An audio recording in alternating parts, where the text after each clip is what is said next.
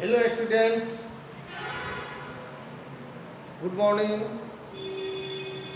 आज हम लोग कक्षा 8 है ना, या कक्षा 8 है ना। पाठ 2 कल बाबूजी के बारे में हम लोगों ने पढ़ा था। उसी बाबूजी के प्रश्नोत्तर जो है हम लोग को बनाना है। ठीक है, अब हम लोग आज प्रश्नोत्तर करेंगे। निम्नलिखित प्रश्नों को उत्तर दीजिए। सभी लोग अपने सामने कॉपी, किताब, कलम रखेंगे और इसको नोट करेंगे। नोट करना है, बिना नोट किए हुए नहीं रहना है। आपसे पूछा जाएगा, आपकी फेयर कॉपी चेक होगी। अगर आप चेक नहीं कराइएगा तो आपको गार्जियन को बुलाया जाएगा आपको। इसलिए आपको इसको लिखना है। निम्नलिखित प्रश्नों को उत्तर दीजिए। लिखित प्रश्न है, पहले लघु उत्तरीय। क, राधेश्याम किसको सरकारी नौकरी करने के लिए कहते हैं? राधेश्याम किसको सरकारी नौकरी करने के लिए कहते हैं? उत्तर, इसका आंसर होगा राधेश्याम अपने छोटे पुत्र सुमेंदु को सरकारी नौकरी करने के लिए कहते हैं। ठीक है। ख, मिश्रा जी का पूरा नाम क्या था? तो मिश्रा जी, उत्तर होगा मिश्रा जी का पूरा नाम राधेश्याम मिश्रा था। मिश्रा जी का पूरा नाम राधेश्याम मिश्रा था। अब हम लोग इसको उतार लीजिए। दीर्घ उत्तरीय प्रश्न में चलते हैं। दीर्घ उत्तरीय प्रश्न कहता है कि मिश्रा जी का प्यार जताना दूसरे बेटों को क्यों पसंद नहीं था? मिश्रा जी का प्यार जताना दूसरे बेटे को क्यों पसंद नहीं था? ठीक है। उत्तर है मिश्रा जी का प्यार जताना दूसरे बेटों को पसंद इसलिए नहीं आता था क्योंकि उनकी शादी हो गई थी। वे अपने आप को बड़ा समझते थे।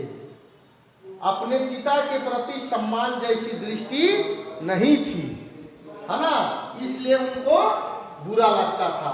चलिए इसको नोट कीजिए। तो आगे फिर अभी दीर्घ उत्तरीय का प्रश्न है, उसको हम लिखाते हैं। इसको नोट कीजिए।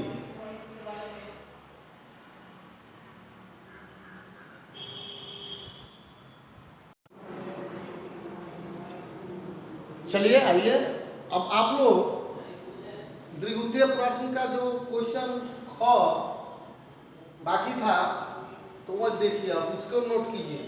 सुमेंदु और उसकी माँ के बीच हुई बातचीत का सारांश क्या है? जो सुमेंदु और उसकी माँ के बीच जो बात होती है, सुमेंदु आता है और उस दिन का उसका स्वभाव में थोड़ा अंतर आता है, चिड़चिड़ापन आता है।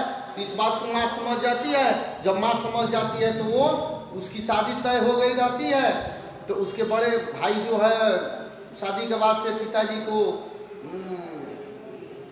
सम्मान की दृष्टि से नहीं देखते थे। वो अपने आप को सियाना समझते थे। बस उसी बात को उनको डर हो गया तो जा करके उससे बातचीत करने लगे। उसमें जो लास्ट स्टेंजा जो आप लोग को बताए थे कि बात जो हुई है, उस बात का सारांश यही है।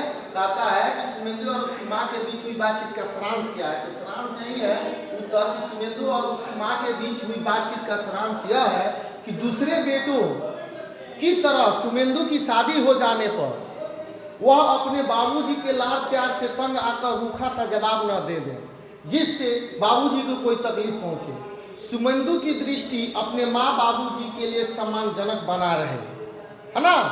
इसका आंसर उस लास्ट स्टेंजा का जो है सारांश यही होगा, क्योंकि वो डर गई थी कि सुमेंदु अगर कहीं जवाब दे देगा, अपने मन की बात को बाबूजी नहीं कहते थे बड़े लड़कों से, अगर ये भी तंग आकर के अगर कोई बात बोल देगा तो उनको तकलीफ पहुंचेगी, क्योंकि वे अपने बाबूजी को जवाब नहीं दिए थे।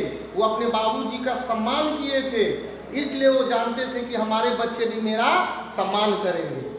चलिए अगला क्वेश्चन ग, क्या बच्चे हमेशा अपने माता पिता की नजरों में बच्चे ही रहते हैं? अपने विचार स्पष्ट कीजिए।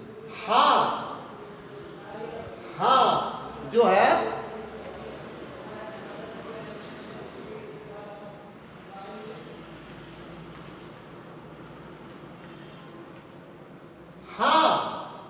माँ बाप के लिए बच्चे हमेशा बच्चे ही रहते हैं। अगर चोट बच्चों को लगती है तो दर्द माँ बाप को ही होती है। अगर चोट हम लोग को लगती है, अगर हम लोग किसी दुख में पड़ जाते हैं, कोई दुख हम लोग पर आ जाती है, तो माँ बाप को अधिक कष्ट पहुंचता है, अधिक माँ बाप दुख होते हैं। तो दर्द माँ बाप को होती है। माँ बाप के प्यार को नज़रअंदाज नहीं करना चाहिए।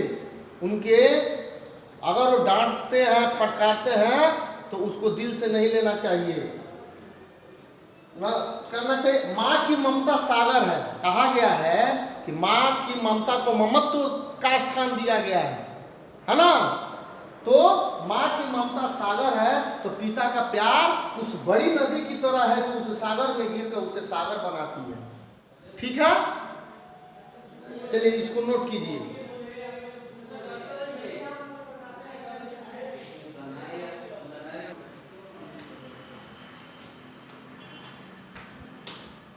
चलिए आइए अब हम लोग बहुविकल्पीय प्रश्न को नोट करेंगे।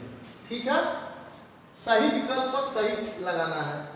क में कहता है कि राधेश्याम मिश्रा किसके पिता थे? सुमेंद्र के थे कि भूपेंद्र के थे कि सुमेंदु के थे? तो आप सभी को पता है, पढ़े हैं, सुमेंदु के पिता थे। ठीक है। ख, मिश्रा जी कहाँ रहते थे? मिश्रा जी 3 ऑप्शन है, इसमें एक ऑप्शन सही है, बनारस, दिल्ली, मुंबई। तो वो बनारस में रहते थे।